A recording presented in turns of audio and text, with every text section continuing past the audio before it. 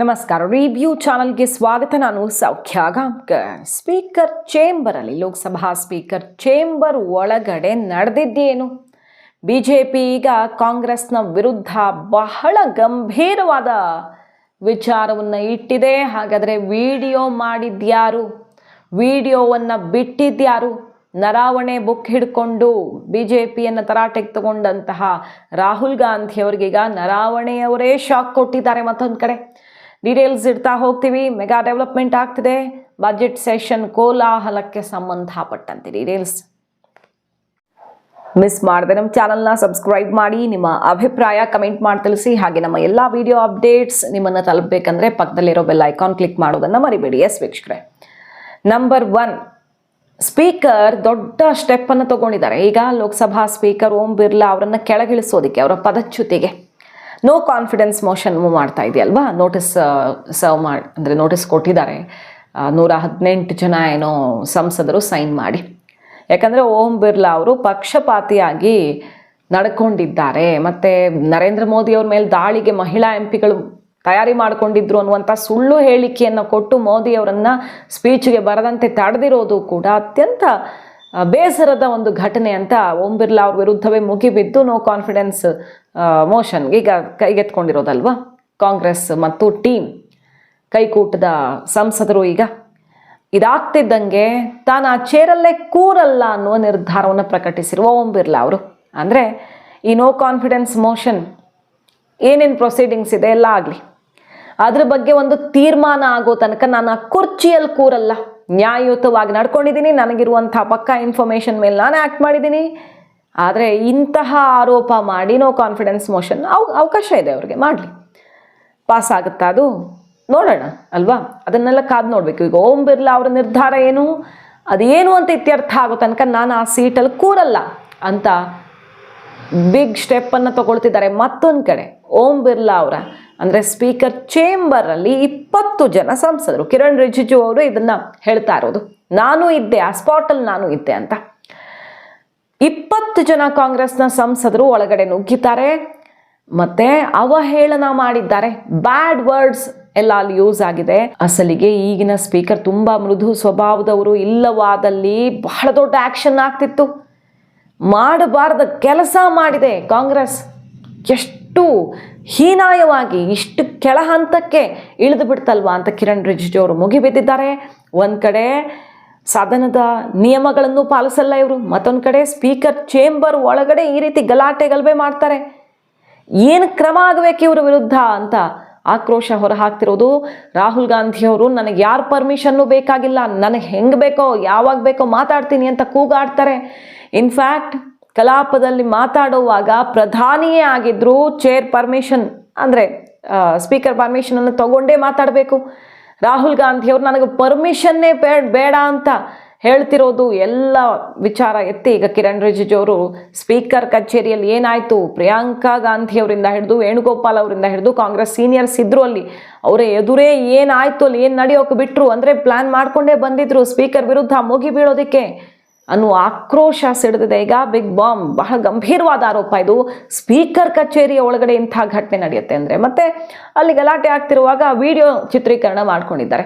ಅದ್ರ ಬಗ್ಗೆ ಇನ್ವೆಸ್ಟಿಗೇಷನ್ ಶುರುವಾಗಿದೆ. ಸ್ಪೀಕರ್ ಚೇಂಬರ್ ಒಳಗಡೆ ವಿಡಿಯೋ ಚಿತ್ರೀಕರಣ ಮಾಡ್ಕೊಂಡಿದ್ಯಾರು, ಅಂಥದಕ್ಕೆ ಅವಕಾಶ ಮಾಡಿಕೊಟ್ಟಿದ್ಯಾರು, ಹೆಂಗೆ ನಡೀತಿದೆಲ್ಲ, ಹೊರಗಡೆ ಬಿಟ್ಟವ್ರು ಯಾರು, ಇಂಥದ್ದೆಲ್ಲ ದೊಡ್ಡ ಮಟ್ಟದಲ್ಲಿ ಆಕ್ರೋಶ ಗುರಿಯಾಗಿದೆ. स्पीकर के चैम्बर में कम से कम 20-25 कांग्रेस के एमपीस जब घुसे तो मैं भी वहां गया, और जो गाली गलौज किया स्पीकर के साथ वो तो मैं आपको बता नहीं सकता हूं.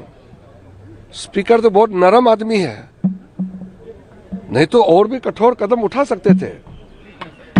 अब अपोजिशन एमपीस विशेष करके कांग्रेस पार्टी ने स्पीकर साहब के ऊपर में नो कॉन्फिडेंस मोशन का एक नोटिस दिया है. उसमें क्या करना है क्या नहीं करना है उसका एक प्रोसेस रेडीमेड है. यहाँ इसका इस्टेब्लिश्ड नॉर्म्स होते हैं, तो उसके अलावा अलग से मुझे कुछ कहने का नहीं है. लेकिन मुझे दुख इस बात का है कि स्पीकर का गरिमा को इन्होंने गिराया है, और कांग्रेस पार्टी के मेंबर्स स्पीकर साहब के चैम्बर में जाकर के स्पीकर साहब को धमकी दिया, गाला गलौज किया, स्पीकर साहब को बुरा भला कहा और स्पीकर साहब का निर्णय को नहीं मानते हैं और ऊपर से फिर स्पीकर साहब को ही आरोप लगाते हैं कि ये पक्षपात करते हैं।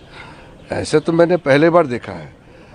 और जो भी सदन में है, चाहे प्रधानमंत्री हो चाहे एक एमपी हो, बोलने से पहले स्पीकर का यानी कि जो चेयर में बैठते हैं उससे परमिशन लेके ही बोलते हैं। और एक ट्रेडिशन है, कोई भी एमपी जब बोलते हैं तो स्पीकर को धन्यवाद दे के ही बोलते हैं। स्पीकर या जो भी चेयरमैन है या राज्यसभा में हमारा चेयरमैन है, वो धन्यवाद दे करके ही बोलते हैं। ये एक प्रथा है। राहुल गांधी जी तो भाषण से के मुझे इजाज़त नहीं चाहिए।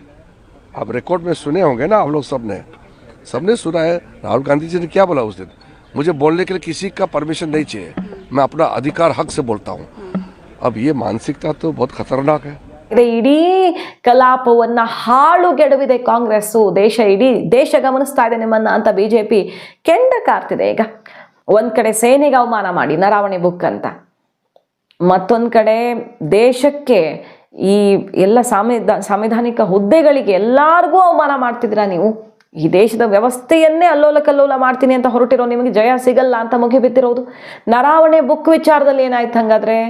ನರಾವಣೆಯವರೇ ಖುದ್ದು ಮಾತಾಡಿದ್ದಾರೆ. ಫಸ್ಟ್ ರಿಯಾಕ್ಷನ್ ಬಂದಿದೆ ಅವರದ್ದು, ಏನು ಈ ಬುಕ್ ಪಬ್ಲಿಷೇ ಆಗಿಲ್ಲ, ಡಿಜಿಟಲ್ ಕಾಪಿ ಆಗಲಿ ಯಾವುದೇ ಬಗೆಯ ಪ್ರಿಂಟೆಡ್ ಕಾಪಿ ಆಗಲಿ ಬುಕ್ ಆಗಲಿ, ಪೆಂಗ್ವಿನ್ ಇಂಡಿಯಾ ಅವ್ರು ಪಬ್ಲಿಷಿಂಗ್ ರೈಟ್ಸ್ ತಗೊಂಡಿರೋದು, ಅವರು ನಿನ್ನೆ ಕ್ಲಾರಿಫೈ ಮಾಡಿದ್ರಲ್ವಾ, ಅದನ್ನು ಶೇರ್ ಮಾಡಿ ನರಾವಣೆಯವರು, ಇದು ಬುಕ್ನ ಸ್ಟೇಟಸ್, ಯಾವುದೇ ಅಂಶ ಹೊರಗಡೆ ಹೋಗೇ ಇಲ್ಲ ಅನ್ನುವ ಮೂಲಕ ಏನು ಪೆಂಗ್ವಿನ್ ಇಂಡಿಯಾ ಕ್ರಮ ತಗೊಳ್ತೀವಿ ಲೀಗಲ್ ಆ್ಯಕ್ಷನ್ ಅಂತ ನಿನ್ನೆ ಘೋಷಣೆ ಮಾಡಿತ್ತು.